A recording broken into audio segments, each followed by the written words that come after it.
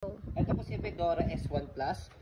Okay? So, compact and package stroller po siya. Good for 6 months old until 3 years old. Depende pa rin po yan sa laki, timbang ni baby. Kakayanin po siya ng 4 years old pataas. Okay? It depends po talaga yan sa height and weight ni baby. Okay? So, ito po yung details po niya 1 by 1. So, ito po yung canopy niya. Walang faded, walang discoloration. Color gray. Ayan. So, ito po yung peekaboo niya. So, extension canopy po ito. Pwede nyo ipasok sa loob. Ayan. Okay? So, kapag i-fold po ninyo, ayan. So, sitting pad niya, ayan. So, ang ganda likod niya, kasi mesh type. Ayan. Parang katulad sa mga bouncer, mesh type siya. Ayan. Okay? So, hindi mainit sa likod ni baby. Okay? So, hanapin yung gantong stroller. So, harness na, 5 harness, heavy duty, 6 na 6 si baby. Wala po yung putol. Kompleto po yung pad. Ayan.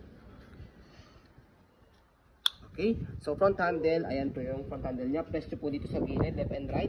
Ayan, paglalagay nyo si baby. Ito, dito siya pinipress, left and right.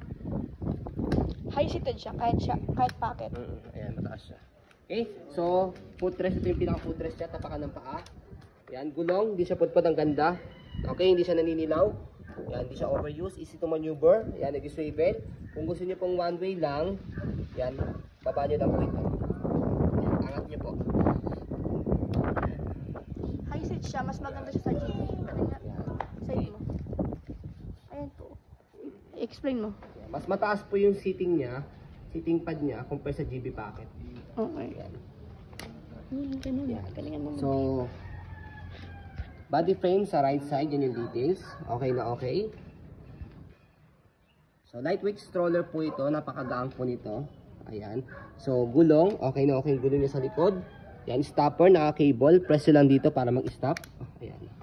Angat nyo lang po para mag-go. Ayan. So, basket, ayan. Okay na okay. So, sa kabilang side, gulong, okay na okay din po siya. So, body frame sa kabilang side, okay na okay.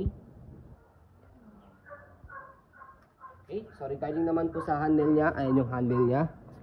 Ganda rin ang handle niya. So, ito po yung lock niya sa gilid pag pinold. So, ang ganda nito kapag pinold siya kasi Easy lang. madali lang. So, mas maganda kung ilalak nyo muna dito sa harapan. Ayan, para mas maganda yung folding niya. So, pe-press nyo lang po yung circle dito sa gitna. Ayan, tapos, push. Yan. Makikita nyo nag-victory siya. Tapos, pababa. Hindi siya complicated na i-fold. Compared kay GB. Yan, ganyan lang. Tapos, lock nyo lang siya rito sa gilid. Yan. Tapos dito siya hawakan. Yan. Napakadali lang. Easy to open, saka easy to fold. Yan. Igaan lang. Yan. 3.9 din. Siguro wala, estimated po yun, wala po itong 4 kilo. Instant alone. Ha? Galing. Si Pocket hindi eh.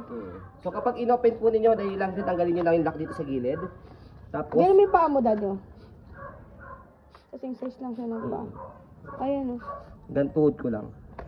May get. Yan. Pocket lang siya yung taas. Maliit lang talaga siya.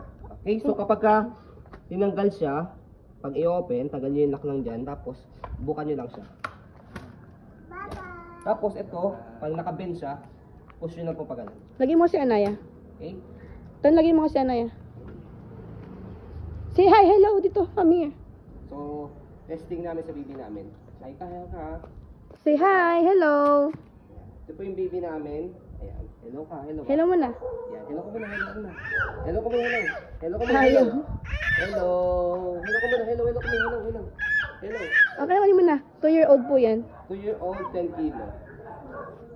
Kaya, mga 3 kilo, 5 kilo, depende po sa timbang ni baby, kakayanin ko po yan. Go. Okay, so ayun po, maraming salamat. As you can see, very details po kami mag-video. At yung shop policy po namin, no refund, no exchange, what you see is what you get. So ayun po, maraming salamat. Have a nice day and God bless po.